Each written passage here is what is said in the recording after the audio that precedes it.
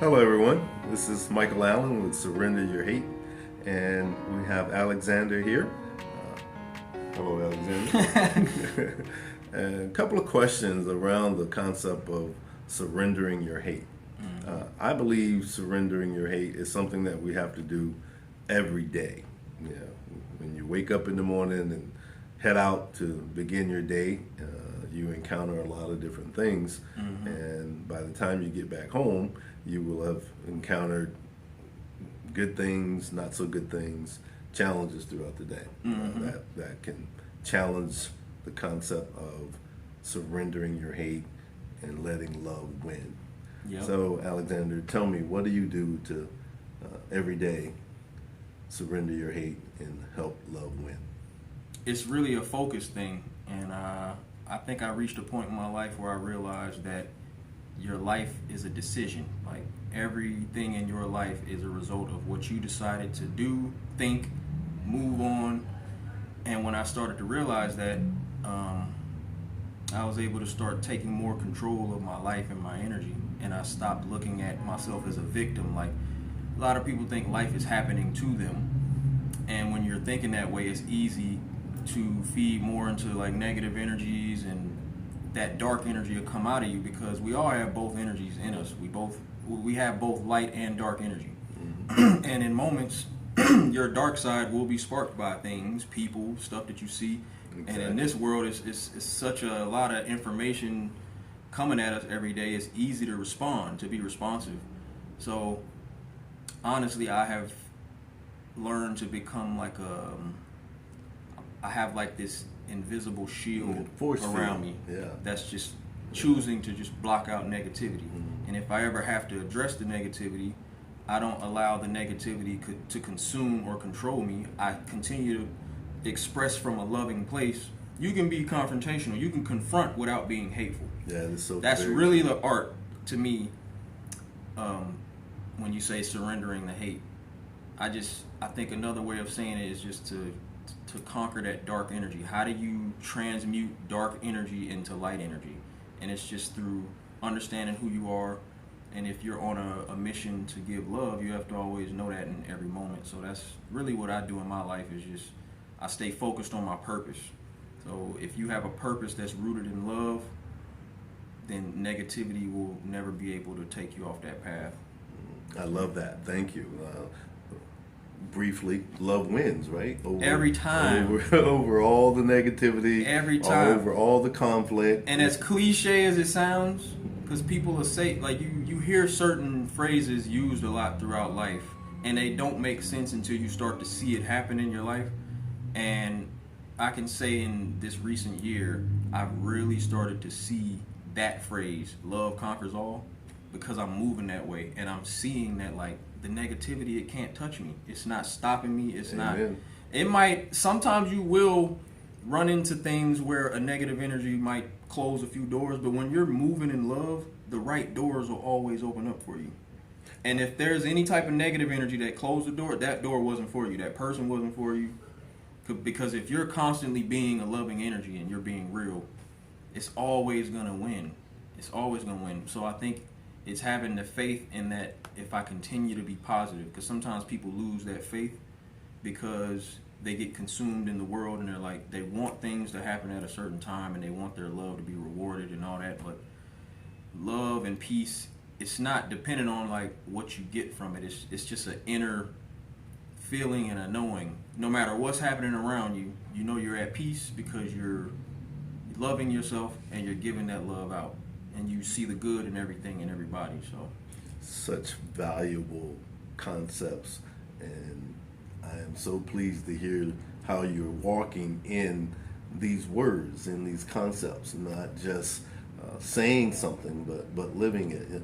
You're a creative person, and in my brief time with you, I can easily understand how some people see you differently than you are. You know, can you speak to some of the differences that people have shared with you, where you've had to redirect them to the inner energy, the faith, the love that's in you? Usually because I have such a different look about me, you got to know that people are going to look at me and they're going to immediately be drawn to maybe the paint, the feathers. So I think a lot of the, I guess, the taking them from one perspective to another has to do with the look. So usually people are asking me, what's the paint about? And I've had people admit, like, I've had a few people say, yo, when I first saw you, I thought you was a weirdo, I ain't gonna lie. But I love that. Be honest. Because, you know, I mean, we're not gonna act like we don't judge people. We do judge based on looks and you your got energy. biases and prejudices. And so that's the thing you gotta conquer. You gotta get over that. And the thing that allows you to conquer that initial judgment is questions. The more questions, genuine questions, not judgmental questions. You are speaking my language. You got to ask the right questions. You have to ask from a place of like, all right, I want to understand your pain. Some why. I want to understand why do you do this? Not so I can find another reason to judge, or you can't have your mind already made up about people. And that's what I've learned. A lot of people that lead with that negative energy, they already have their mind made up about who you are. So even if, because I've had interactions like this where I'll explain who I am to a person, but when they respond, they're not open to hearing what I'm saying, and they're not genuine. They're not receiving your genuine expression of who you are. That's part of my pledge. Part of the pledge that I ask people to take, and it says, you know, let life live regardless of differences. Right. Because we're all different creatures created by God, humanity, positive energy. And doesn't make us better than or less than the other person. Right. You know, we're humans. We are part of humanity, and that also should make us better because your perspective, your viewpoint, slightly different than mine, can actually help me with my life, with my perspective. My perspective can actually help you with your life.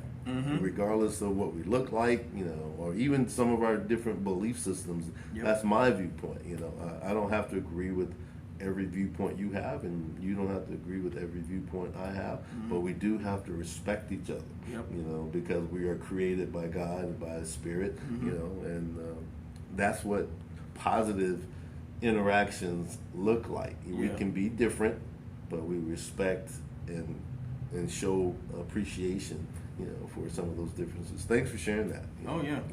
Yep. It's all about the openness. You have to remain open. And something you just said is important is the more perspectives you take on, the better you can love. So you can never close yourself off from learning more.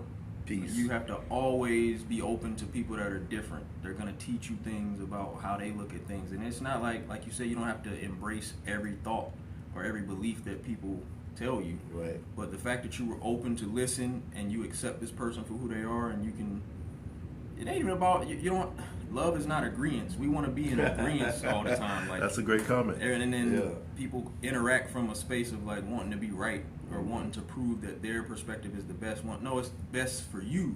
Like your perspective and belief and spiritual, whatever you believe, that spirituality is an individual thing. Right. Your faith and belief is going to be different than the next human that's walking this earth. All we need to do, though, is realize that they are human and that they are created and they are allowed to have their view, their perspective. You know, I think if we keep it that simple, you know, then the part of the pledge that I say is love conquers all. Love will actually win if we are open to accept someone for who they are. And that's the scary part for a lot of people, is the open part, the vulnerability part, the getting over your own self and your own mind and being able to see stuff outside of your own perspective. That can be uncomfortable. And people are chasing this life of comfortability and they want to feel safe. Love is not safe, man. Like when you're doing love the right way, you're vulnerable. It's going to be very uncomfortable. It's going to challenge you to think outside of yourself. And which we want people to start doing is to look inside themselves first, so that they can accept or be accepted, if you will, by that which is outside of them, outside of their perspective. Mm-hmm. Makes sense to me. It makes perfect sense. We talking the same language. So yeah, man, thank you for asking me these questions. As you can see in the background, we are here at the Apopka Area Chamber of Commerce, and you are a new member. Yes, I am. Under the brand Surrender Your Hate. SurrenderYourHate.com is the website. The company, again, is called Surrender Your Hate LLC. And I'm happy to become a new member of the Chamber of Commerce, and looking forward to getting out there and meeting many different people. I would ask the audience to go out and take a look at the website, again, SurrenderYourHate.com. You'll find what we call conversation pieces, whether it be a shirt or a hat or a backpack that you can take with you and begin the conversation. And as Alexander mentioned, asking questions as you see something that sparks your interest in another person. Do that.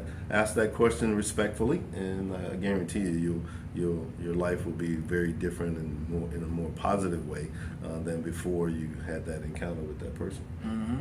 And I want to help Michael and the other members of the chamber to actually get involved on social media. So what we're doing right now, I would love to see more of you sit with Michael and have this type of conversation, because then we can see different perspectives and you can feed off different energies, people that look different. That's a very important part of your brand, is that you sit down with people that look completely different but have the same conversation and see where that conversation goes. And I'm thinking that we'll find that it's always going to end up in the same place. It's going to end with, we want love. I agree with that. Let's go.